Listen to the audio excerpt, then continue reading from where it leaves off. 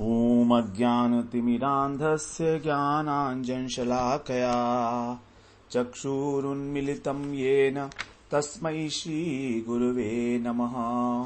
वन्देऽहं श्रीगुरो श्रीयुत्पदकमलं श्रीगुरून् वैष्णवांश्च श्रीरूपं साग्रजातं सहगण रघुनाथान्वितं तं सजीवम् साद्वैतं सावधूतं परिजनसहितं कृष्ण चैतन्यदेवं श्रीराधा कृष्णपादान् सहगण ललिता श्रीविशाखान्वितांश्च तमादिदेवं करुणानिधानं तमालवर्णं सुहितावतारम् अपार संसार समुद्र सेतुं भजामहे भागवत स्वरूपम्। हे देव हे दैत हे भुवनैक बंधो हे कृष्ण हे चपल हे करुणैक सिंधु हे नाथ हे रमण हे नयनाभिराम हा हा कदानुभवितासि पदं दृशोर्मे। श्री कृष्ण चैतन्य प्रभु नित्यानंद श्री अद्वैत गदाधर शिवसदि गौरभक्त वृंद। हरे कृष्ण कृष्ण कृष्ण हरे हरे हरे राम राम राम हरे हरे। हरे कृष्णा। सर्वप्रथम मैं अपने गुरुपाद पद ओम विष्णुपाद अष्टोत्तर शत श्री श्रीमद् भक्ति वेदांत माधव गोस्वामी महाराज के चरण कमलों में अनंत कोटि दंडवत प्रणाम ज्ञापन करता हूँ। हम लोग श्रीमद् भागवत पुराण का श्रवण कर रहे हैं, जिसमें चतुर्थ स्कंद में हमारा सती प्रसंग चल रहा है। दक्ष प्रजापति के यज्ञ में जब सती गई तो वहां पर उन्होंने अपने देह का विसर्जन किया, और ये बात जब नारद जी ने आकर बताई शंकर भगवान को कि किस प्रकार से सती ने अपने शरीर को त्याग दिया है दक्ष के यज्ञ में, तो शंकर जी को शिव जी को बहुत क्रोध आया और उन्होंने अपनी जटा से वीरभद्र नामक एक जो अपना ही उनका अंश था उसको प्रकट किया और उससे कहा कि तुम वहां पर जाकर सब नष्ट कर दो, दक्ष को भी और दक्ष के यज्ञ को भी। तो इस प्रकार से उसने वहां पर उनको आदेश दिया। वीरभद्र ने वहां जाकर वीरभद्र के साथ साथ फिर शंकर जी के जो अनेक सेवक थे वो भी उनके साथ साथ वहां गए, और वहां पर वीरभद्र ने जाकर जितने भी वहां पर लोग थे तो उन सबको जो है वहां पर उसने उनको नष्ट करने का प्रयास किया। भृगु जी जो थे उनकी दाढ़ी उसने उखाड़ ली, भग जो थे वो टेढ़ी आंख किया करते थे इसलिए आंखें निकाल ली, पूषा जो है वो दांत दिखाते थे तो इसलिए उनके दांत तोड़ दिए, और दक्ष का जो सिर है वो उन्होंने काटा। जब दक्ष का सिर जब अपनी तलवार से काटा तो कटा नहीं, बड़ा आश्चर्य हुआ उन्हें, इसलिए उन्होंने गला ऐंठ कर उन्होंने सिर को धड़ से अलग कर दिया। ब्राह्मणों को बड़ा दुख हुआ और शिवगण जो है वो बड़े प्रसन्न हो गए। वीरभद्र ने जो है उस दक्ष के सिर को जो है यज्ञ कुंड में डालकर जो है वो इस प्रकार से यज्ञ को पूरा कर दिया एक प्रकार से। तो यज्ञ जो है सारा जो है न भंग हो गया और वीरभद्र जो है वो कैलाश पर लौट आए। तो अब हम छठे अध्याय में प्रवेश करते हैं। छठे अध्याय का जो विषय है वो है अब ब्रह्मा इत्यादि जो देवता हैं वो कैलाश पर जाकर महादेव जी को मनाएंगे। कह रहे हैं मैत्रेय जी।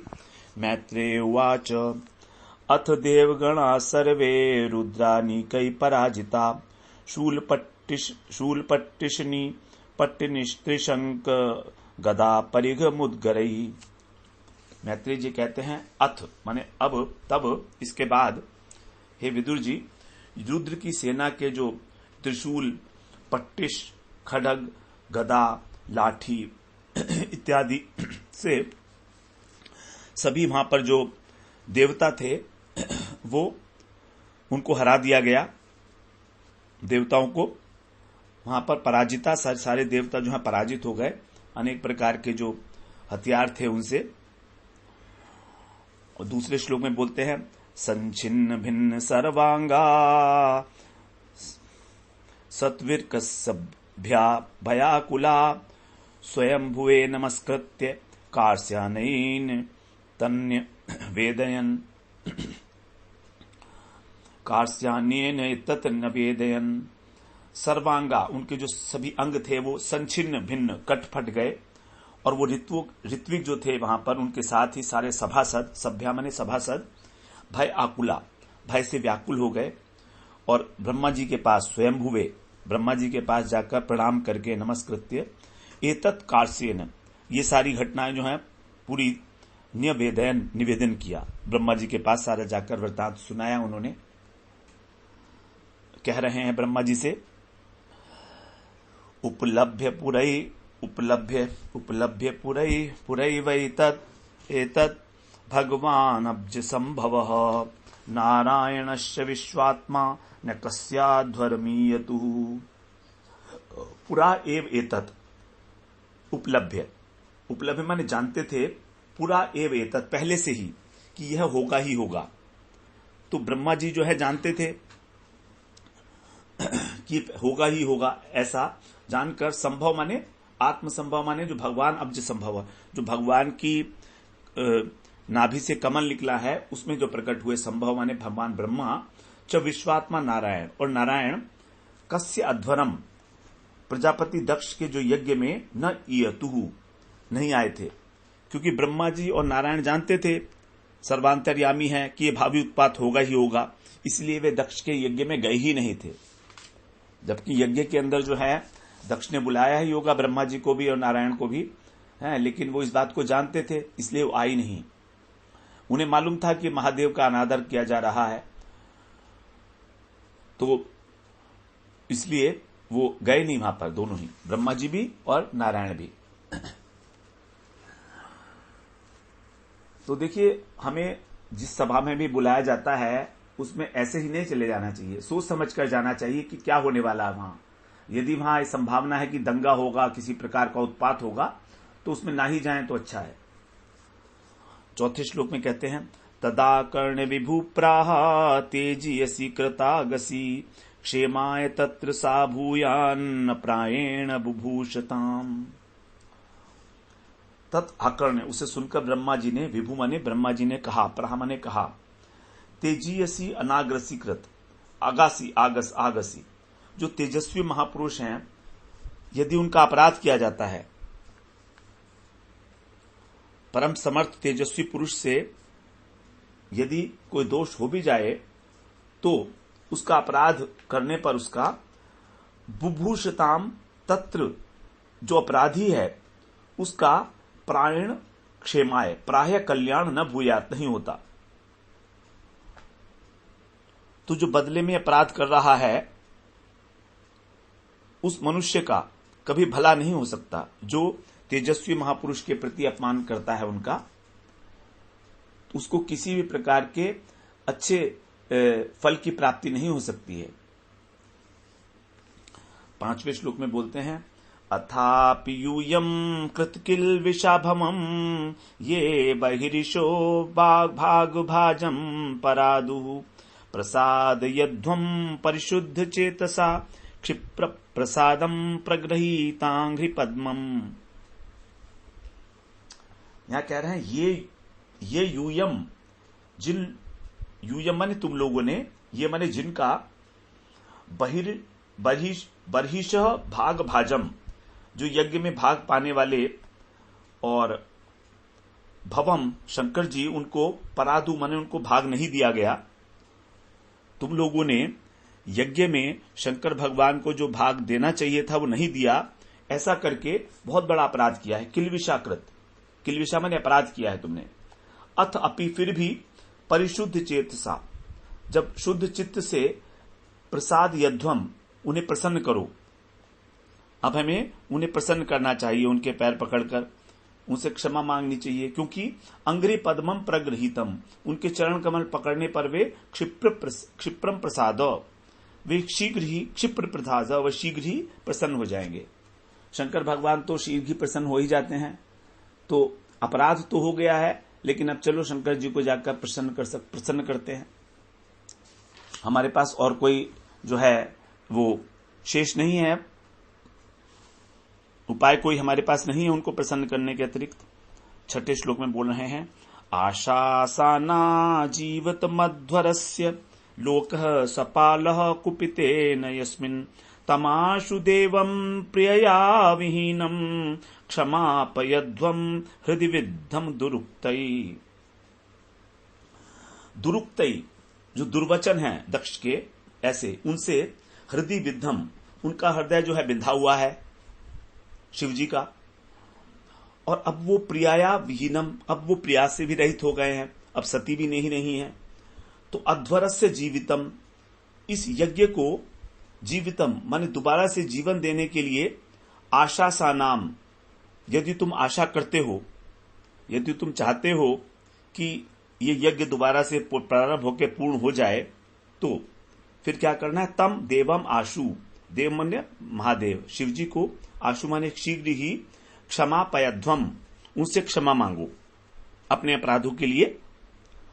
यस्मिन कुपिते, जिसके कुपित होने पर लोकह सपाला, सारे लोकपाल भी न माने नहीं बचेंगे।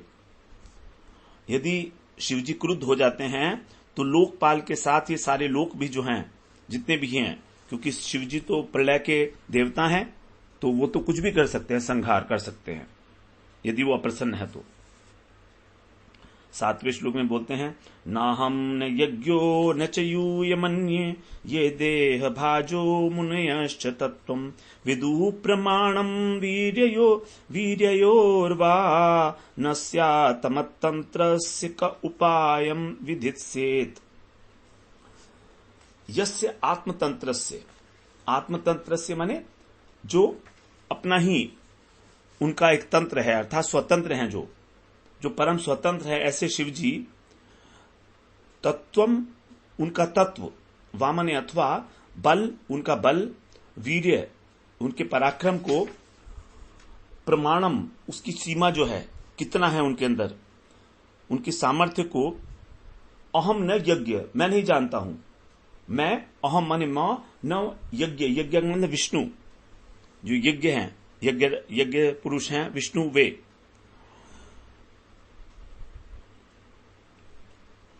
और न च न यूयम अन्य, और अन्य तुम लोग भी, कोई जो दूसरे देव अन्य देवी देवता हैं वे भी, ऋषि मुनि इत्यादि, ये देह भाज, जो देह भाजी हैं, देह धारण करने वे मुनि हैं, वे न विदुः नहीं जानते, कम उपायम विधिस्येत्, तो उनके विरुद्ध कोई उपाय, ऐसी अवस्था में उनको शांत करने का उपाय कौन कर सकता है। हम तो उनके तत्व को जानते ही नहीं, शिव तत्व को, कि शिव तत्व की क्या महिमा है, उनका क्या सामर्थ्य है। तो इस प्रकार से हमारे पास और कोई साधन नहीं है उनको प्रसन्न करने का, क्योंकि हम उनको जानते ही नहीं है ठीक प्रकार से। 8वें श्लोक में बोलते हैं, स इत्थमादिश्य सुरानजस्तै समन्वितः पितृभिः सप्रजेशै ययौ स्वधीष्य निलयं पुरदृशः कैलासमद्री प्रवीणं प्रियं प्रभो। सुरान इत्थम, इस प्रकार जो है, सुर माने देवताओं को, आदिश्य माने आदेश देकर, स अजह वे ब्रह्मा जी, सब प्रजेशई पितृ भी, प्रजापतियों के साथ, पितरों के साथ, तई समन्वित है, उन सब के साथ, उनको सबको लेकर, और स्वधीष्ण्यात अपने धाम से, पुरद्विषः निलयम जो त्रिपुरारी का निलय है, मतलब कैलाश पर्वत है, वहां पर प्रभो प्रियम शंकर जी के प्रिय अद्रि प्रवरम जो श्रेष्ठ है पर्वत है, ऐसा कैलासम ययौ कैलाश पर्वत पर गए, जो उनका प्रिय धाम है।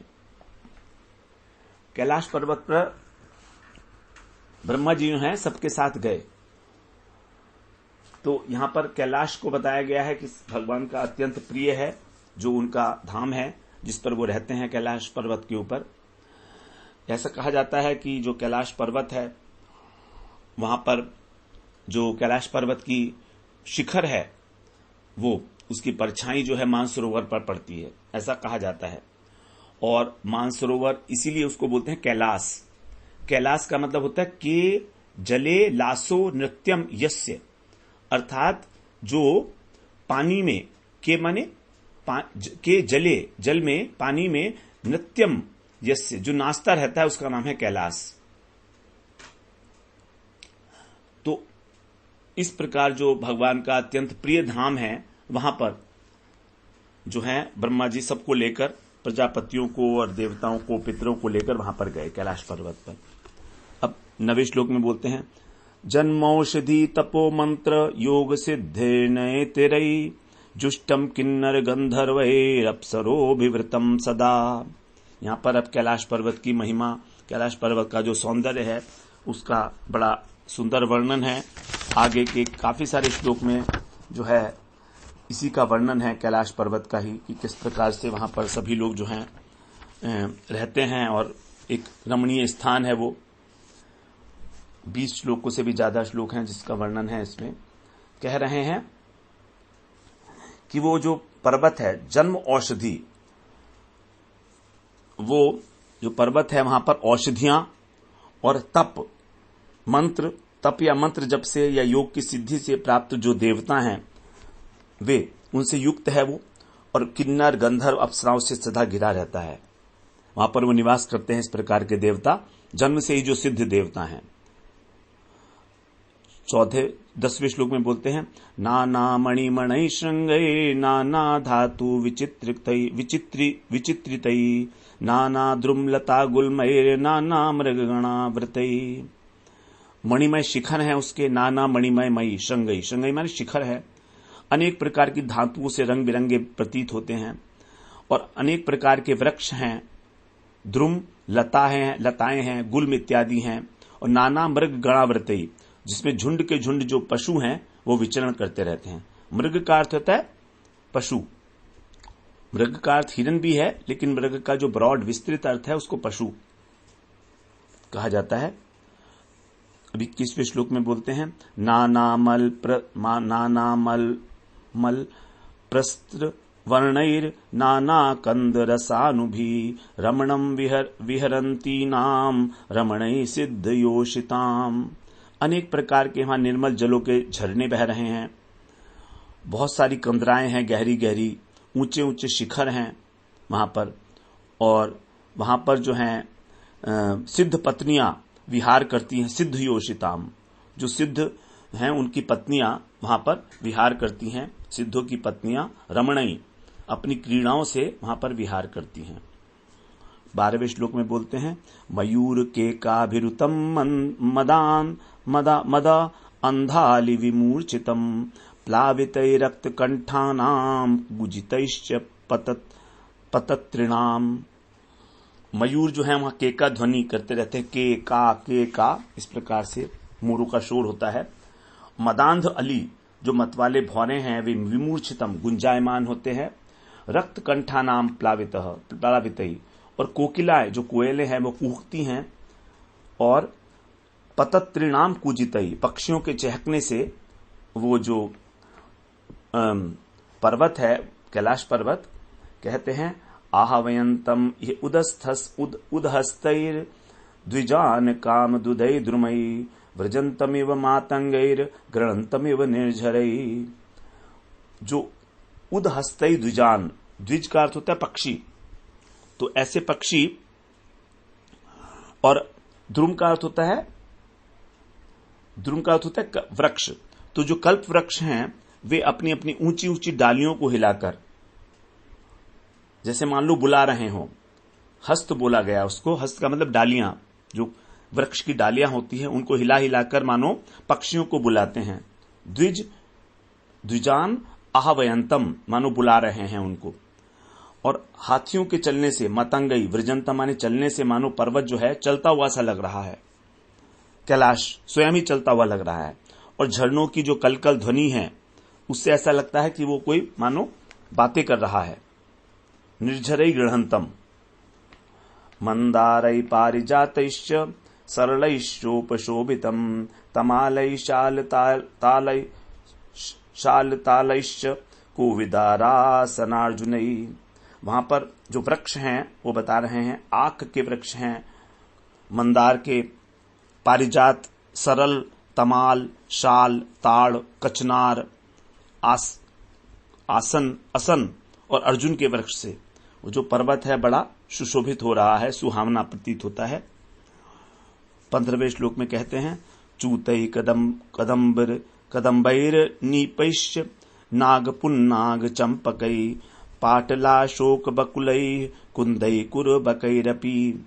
और वहां पर जो है अनेक प्रकार की बेल हैं, लताएं हैं, आम, कदम्ब, नीप, नाग, पुन्नाग, चंपा, गुलाब, अशोक, मौलश्री, ये सब वहां पर जो है कुंद और कुर्बक, इनसे। अब 16वें श्लोक में भी इसका अन्वय है, कुब्जिकैर मल्लिकाभिश्च माधवीभिश्च मंडितम पनसोदुम्भराश्वात्थ प्लक्षण्यो ग्रोथ हिरगुंभी। और जो कमल है, स्वर्ण अर्ण पीत कमल है, शतपत्रई शतदल कमल है, वर रेणुक इलायची है उसकी जाति की, जो कुंदी और जूही हैं, कुब्जकई जो बेल है, बेला, और चमेली, मल्लिका भी चमेले से, माधवी और माधवी से भी, माधवी जो है उससे भी वो सुशोभित हो रहा है। इस प्रकार से उसकी शोभा बढ़ रही है, बेले हैं इनकी। अब आगे कहते हैं 17वें 18वें श्लोक में एक साथ पढ़ लेते हैं, पनसोदुम्बराश्वात्थ प्लक्ष न्यग्रोथ हिर्गुभी भुजैरोषधीभै पूगैराज पुगैश्च जम्बुभी खर्जूराम्र तकामाद्रई प्रियाल बंधु केन्दुकै केंगुदै द्रुमजातिभिरन्यैश्च राजितम वेणु कीचकै। सब नाम दिए जा रहे हैं यहाँ पर। बहुत सारे कटहल, गूलर, पीपल, बड़, भोज वृक्ष के जो औषधि जाति के पेड़ हैं, सुपारी, जामुन, खजूर, आमड़ा, आम, पियाल, महुआ, लिसौड़ा आदि अनेक प्रकार के वृक्ष हैं। और पोले और ठोस बांस के झुरमुटों से पर्वत बड़ा मनोहर मालूम हो रहा है। 19वें श्लोक में बोलते हैं, कुमुदोत्पलक कल्हार शतपत्र वनरद्भिः नलिनी शुकलम कूजत खगवृंदोपशोभितम। उस सरोवर में वहां पर कुमुद, उत्पल, कल्हार और शतपत्र, इस प्रकार की जो अनेक जातियां हैं वो कमल खिल रहे हैं, और उनकी शोभा से मुग्ध होकर जो पक्षी हैं वो कलरव करते हुए बड़े ही भले प्रतीत होते हैं। आगे कह रहे हैं, मृगई शाखा मृगई क्रोड़ई मृगेन्द्रई ऋक्ष शल्यकई गवई शरभिर्व्याधैरुरुभिर्महिषादिभिः कर्णैत्रैक पदाश्वासे निर्जुष्टम वृकनाभिभिः कदली खंड संरुद्ध नलिनी पुलिनश्रियम पर्यस्तम नंदया सत्या स्नान पुण्य तरोदया विलोक्य भूतेश गिरिम विबुधा विस्मयम ययु। जहां तहां हिरन, वानर, सुअर, रीछ, सिंह, नीलगाय, बाघ, भैंसे, अश्वमुख, भेड़िए, कस्तूरी मृग घूमते हैं, और सरोवर के तट पर केलों की पंक्ति है, बड़ी सुंदर प्रतीत हो रही है। वहां पर नदियां बह रही हैं चारों ओर, नंदा नाम की नदी है, इसका पवित्र जल है वहां पर। और भूतनाथ के निवास स्थान उस कैलाश पर्वत की ऐसी रमणीयता देखकर देवताओं को बड़ा आश्चर्य हुआ। विबुधा विस्मयम ययु ददृशुस्तत्र ते रम्यामलकां नाम वै पुरीं वनम सौगंधिकम चापी यत्र तन्नाम पंकजम। वहां पर उन्होंने अलका नाम की एक पुरी को देखा जो सुगंधित वन था, और वहां पर सुगंध फैलाने वाले कमल खिले हुए थे अनेक प्रकार के। नंदाचालक नंदाच सरितौ बाह्यतः पुरः तीर्थपाद पदाम्भोज रजसातीव पावने। दो नदियां थी, नंदा और अलकनंदा। ये तीर्थ श्री हरि के जो चरण रज है उसके कारण अत्यंत पवित्र हो गई थी, वो भी वहां पर बह रही थी। ययो सूर्य स्त्रिय क्षत्तर वरुय्य स्वधीश्रियतः क्रीडंती पुंसै सिंचिन्त्यो विगाह्य रतिकर्षिता।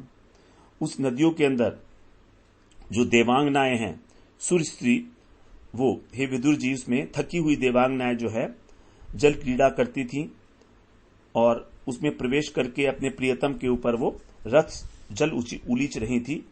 इसके कारण ययो स्नान विभ्रष्ट नव कुंकुम पिंजरम वित्रशो पिबंत्यभ्य पाययंतो गजा गजी।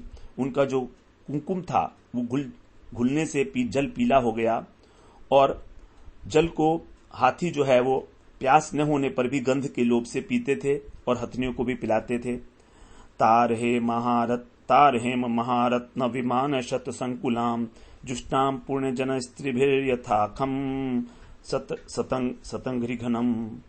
अलकापुरी में अनेक प्रकार के विमान थे, सैकड़ों बहुमूल्य मणियों से बने हुए सोने चांदी से, जिनमें यक्ष पत्नियां निवास करती थी।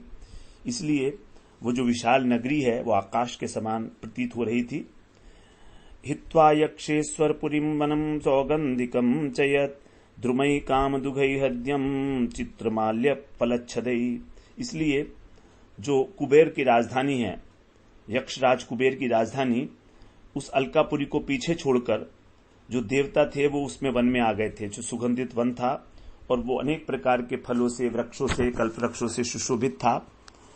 रक्तकंठ खगानीक स्वर मंडित षटपदम कलहंस कुल प्रेष्ठम खरदंड जलाशयम। उसमें कोयल इत्यादि पक्षियों का कलरव, भौरों का गुंजार, राजहंसों से भरे हुए अनेक प्रकार के सरोवर थे। वन संकुंजर संघृष्ट हरिचंदन वायुना अधिपुण्य जन स्त्रीणाम मुहुरुन्मन मथयन मनः। और जो जंगल था वो हाथियों की रगड़ लगने से, हरिचंदन वृक्ष जो थे उसके कारण जो वायु स्पर्श होकर चलती थी वो यक्ष पत्नियों के मन को मथन कर देती थी, क्योंकि चंदन युक्त वायु थी, सुगंधित वायु चलायमान हो रही थी। वैदूर्यकृत सोपाना वाप्य उत्पल मालिनी प्राप्तम किम पुरुषैर दृष्ट्वा त आरादृशुर्वटम। और जो वहां पर बावलियां थी, सरोवर थे, वो वैदूर्य मणि से बने थे, कमल के फूल खिले थे। जो किम पुरुष अपना मन बहलाने के लिए आते हैं वहां पर, और जब वो शोभा निहारते हुए देवता लोग आगे बढ़े तो उनको वट वृक्ष दिखाई दिया। एक सयोजन शतोसेध पादो न विटपायत पर्यकृता चलच्छायो निर्नीनास्ते पवर्जित। 100 योजन ऊपर था वो वट वृक्ष, और उसकी जो शाखाएं थे वो 75 योजन तक फैली हुई थी। 1 योजन का मतलब है 12 किलोमीटर, और उसकी जो छाया थी वो हमेशा बनी रहती थी, इसलिए कभी धूप नहीं लगती थी, और उसमें कोई घोंसला भी नहीं था उस वृक्ष में। 33वें श्लोक में बोलते हैं, तस्मिन् महायोगमये मुमुक्षु शरणे सुरा ददृशु शिवमासीनम त्यक्तामर्षमिवांतकम। वहां पर जो है, जो योगमय हैं और मुमुक्षु लोग हैं, मोक्ष की प्राप्ति के इच्छुक, उनके आश्रय भगवान शंकर वृक्ष के नीचे बैठे थे, विराजमान थे, और वे साक्षात क्रोधहीन काल के समान प्रतीत हो रहे थे। त्यक्तवा अमर्ष, किसी भी प्रकार का उनका अमर्ष नहीं था, तो क्रोध नहीं था, ऐसे वो वहां पर विराजमान थे। देवताओं ने ऐसा सुरा ददृशु देखा शिव जी को बैठे हुए। सनंदनाद्यैर महासिद्ध्यै शांते संशांत विग्रहम उपास्यमानम सख्या च भर्ता गुह्यक रक्षसाम। अत्यंत शांत स्वरूप और शांत सनंदन इत्यादि महासिद्ध और यक्ष राक्षसों के स्वामी जो हैं कुबेर, उनके द्वारा उपास्यमानम सेवित हो रहे थे। विद्या तपो योग पथमास्थितम तमधीश्वरम चरंतम विश्व सुहृदम वात्सल्यालोक मंगलम। 35वां श्लोक है। जो संपूर्ण विश्व के सुहृद हैं और वात्सल्य के कारण, लोक मंगल के कारण जो योग साधना तपस्या इत्यादि अपना के उसका पालन करते हैं, ऐसे उन अधीश्वर, ऐसे उन सर्वेश्वर को 36वें श्लोक में कहते हैं, लिंगम च तापसाभीष्टम तप्तापसाभीष्टम भस्म दंड जटाजिनम अंगेन संध्याभ्ररुचा चंद्रलेखाम च विभ्रतम। जो तपस्वियों को अभीष्ट हैं, क्या क्या चीजें हैं? विभूति, भस्म लगाए हुए थे, दंड, जटा, मृगचर्म आदि को धारण किए हुए, संध्याकालीन मेघ के समान, अभ्रमानी मेघ के समान, जो जिनके शरीर में चंद्रमा को भी धारण किए हुए थे, वे ऐसे जो शिवजी थे वो धारण किए हुए वहां पर उपविष्टम बैठे हुए थे। उपविष्टम दर्भमय्याम वृस्याम ब्रह्म सनातनम नारदाय प्रवोचंतम पृच्छते शृण्वताम सताम। ऐसे वो शंकर जी एक कुशासन पर बैठे हुए थे वहां पर, और नारद जी के पूछने पर सभी के बीच में ब्रह्म का, सनातन ब्रह्म का उनको उपदेश दे रहे थे। प्रवोचंतम, उपदेश कर रहे थे सनातन ब्रह्म के विषय में। आगे अब 38वें श्लोक में कह रहे हैं, कृत्वोरौ दक्षिणे सव्यम पाद पद्मं च जानुनी बाहुं प्रकोष्ठे क्षमालामासीनम तर्क मुद्रया। दाहिनी जांघ पर उन्होंने बाएं चरण अपना रखा हुआ था और घुटने के ऊपर उन्होंने अपने हाथ रखे हुए थे। घुटने पर बायां हाथ रखा हुआ था। अक्षमाला और कलाई के अंदर उन्होंने रुद्राक्ष की माला पहनी हुई थी अपने। तर्क मुद्रया, तर्क मुद्रा बनाए हुए थे, ज्ञान मुद्रा में विराजमान थे। तो जब तर्जनी को हम अंगूठे से जोड़ते हैं तो और अन्य उंगली को आपस में मिलाकर फैलाने से जो हमारी मुद्रा बनती है उसको बोलते हैं ज्ञान मुद्रा अथवा तर्क मुद्रा। 38वें श्लोक में बताया गया। 39 में कह रहे हैं, तम ब्रह्म निर्वाण समाधिमाश्रितम विपाश्रितम गिरीशम योग कक्षाम सलोकपाला मुनियो मनुना माध्यम मनुम प्रांजलय प्रणेमु। इस प्रकार से जो कैलाश पर्वत की शोभा का वर्णन किया, आप कह रहे हैं जो ब्रह्मानंद का आश्रय लिए हुए और योग पट्टिका का सहारा लिए हुए योग कक्षाम, उन मननशीलों में जो सर्वथा मननशील हैं, ऐसे शंकर जी, गिरीशम माने शंकर जी को सभी लोकपालों ने, मुनियों ने प्रांजलय प्रणेमु, एक साथ ही प्रणाम किया हाथ जोड़कर। 40वें श्लोक में कह रहे हैं, सतूपलभ्यागतमात्मयोनिम सुरासुरेशैरभिवंदितांघ्री उत्थाय चक्रे शिरसाभिवंदन महर्तमा कस्य कथयथैव विष्णु। जो सुर और असुर के स्वामियों द्वारा जिनके चरण कमलों की वंदना होती है, ऐसे शंकर जी ने आत्मयोनिम आगतम उपलभ्य, जब ब्रह्मा जी को देखा कि वो आए हैं, ब्रह्मा जी भी हैं इनके साथ में, तब जैसे तो वो तुरंत खड़े हो गए अपने स्थान से। जैसे वामन अवतार में जो हैं भगवान परम पूज्य विष्णु भगवान जो है कश्यप जी की वंदना करते हैं, जैसे प्रजापति कश्यप की भगवान वामन करते हैं, उनके अभ्यर्थना करते हैं, उठकर खड़े होते हैं, वैसे ही उत्थाय शीर्षा अभिवंदनम चक्रे, उन्होंने मस्तक झुकाकर उनको प्रणाम किया।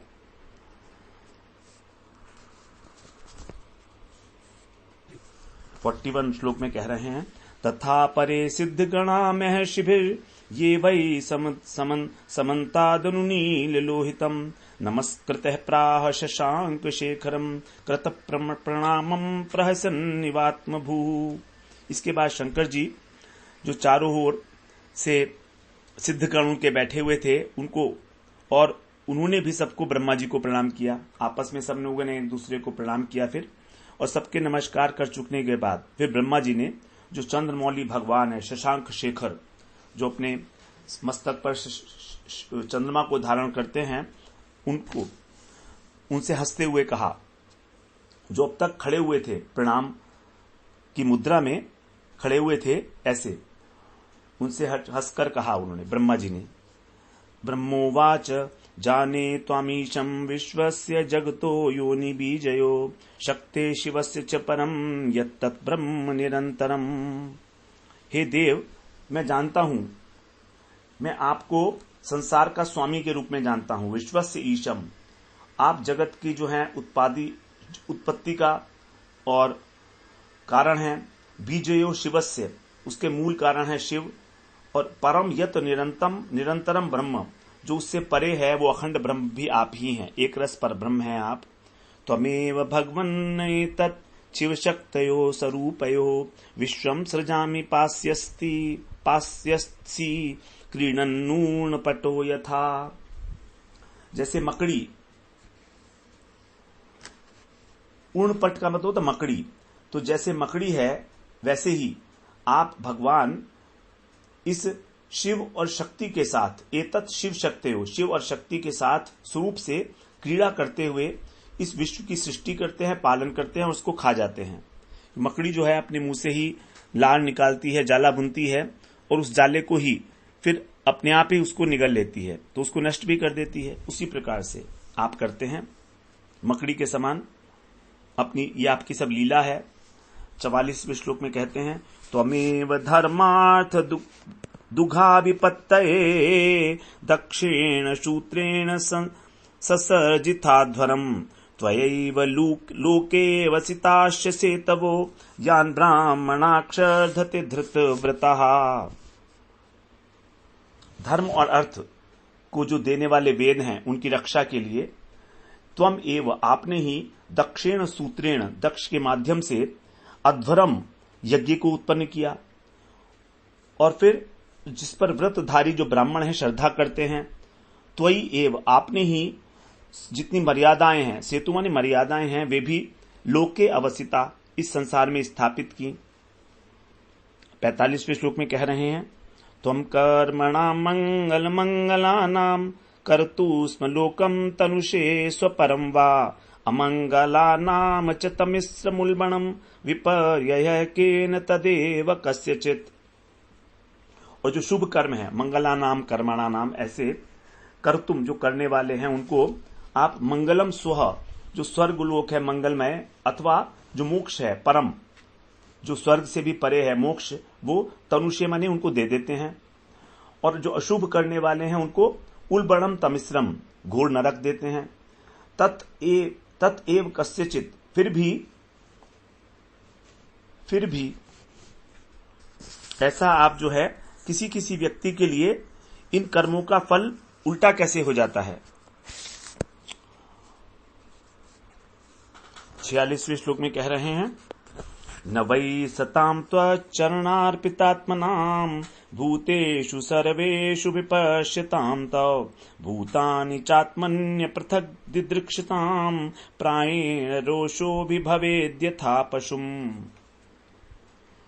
त्वच्चरण, आपके जो चरण हैं उनमें जिन्होंने अपने चित्त को अर्पित कर दिया है, अर्पित आत्मा नाम, और सभी प्राणियों में सर्वेषु भूतेषु जो आपको देखने वाले हैं, तब अभिपश्यताम, तथा भूतानि च आत्मनि अपृथक, और प्राणियों को अपने से अभिन्न देखते हैं, अर्थात सभी के अंदर बंधुत्व का भाव है जिनका, ऐसे दिदृक्षताम सताम, वो जो ऐसे देखने वाले संत हैं वे पशुम प्रायेण, पशुओं के समान प्रायः रोष न अभिभवेद, क्रोध नहीं करते हैं, उनको क्रोध इत्यादि अभिभूत नहीं कर सकते, क्योंकि वे समस्त जीवों को अभेद दृष्टि से आत्मा में ही देखते हैं। तो पशुओं के समान वे जो संत पुरुष हैं निश्चित रूप से क्रोध के अधीन नहीं होते हैं। अब 47वें श्लोक में बोलते हैं, पृथक दिय कर्म दृशो दुराशया परोदये नारपित हृदजोष हृदजो निशम परान दुरुक्तैर विदु दुरुक्तैर वितुदंत्यरुन्तुदास तन्मा वधीत दैववधान भवत्विध। और जो लोग भेद बुद्धि के कारण कर्मों में आसक्त हैं, भेद बुद्धि, पृथक धिय माने भेद बुद्धि, दुराशया कर्मों के अंदर आसक्त हैं और उनका अभिप्राय जो है दुराशय है, और पर उदय ने दूसरों की उन्नति से अनिशम दिन रात अपने हृदय को जलाते हैं, हृत रुज अर्पित है, उनका हृदय ईर्ष्या को अर्पित है, ऐसे दुरक्तई परान, उनके जो दुर्वचन हैं उनसे और अपने दुर्वचनों से वो क्या करते हैं, दूसरों के हृदय को बेधते रहते हैं। वितुदंती, ऐसे जो उत्पीड़क हैं, अरुदंतुदा, वे देव के मारे हैं पहले से ही, वो तो पहले से ही बेचारे मारे हुए हैं विधाता के। भवत विध, आप जैसों को तान माम वधीत, उनको नहीं मारना चाहिए क्योंकि वो तो पहले से मरे हुए हैं इस प्रकार के, और आप जैसे महापुरुष को उनके लिए मारना उचित नहीं है क्योंकि वो तो पहले से मरे हुए हैं, जो कर्मों में आसक्त हैं, जिनकी नीयत अच्छी नहीं है, दूसरों की उन्नति देखकर चिढ़ते हैं दिन रात और अपने दुर्वचनों से सबका चित्त दुखाते हैं, इस प्रकार के व्यक्ति। तो यहां हम आज 47वें श्लोक पर ही विश्राम ले लेते हैं। आगे फिर हम इसमें 1 2 3 3 6 श्लोक बाकी हैं, उसको हम अगले सत्र में कवर कर लेंगे। वांछा कल्पतरुभ्यश्च कृपा सिंधुभ्यैव च पतितानां पावनेभ्यो वैष्णवेभ्यो नमो नमः।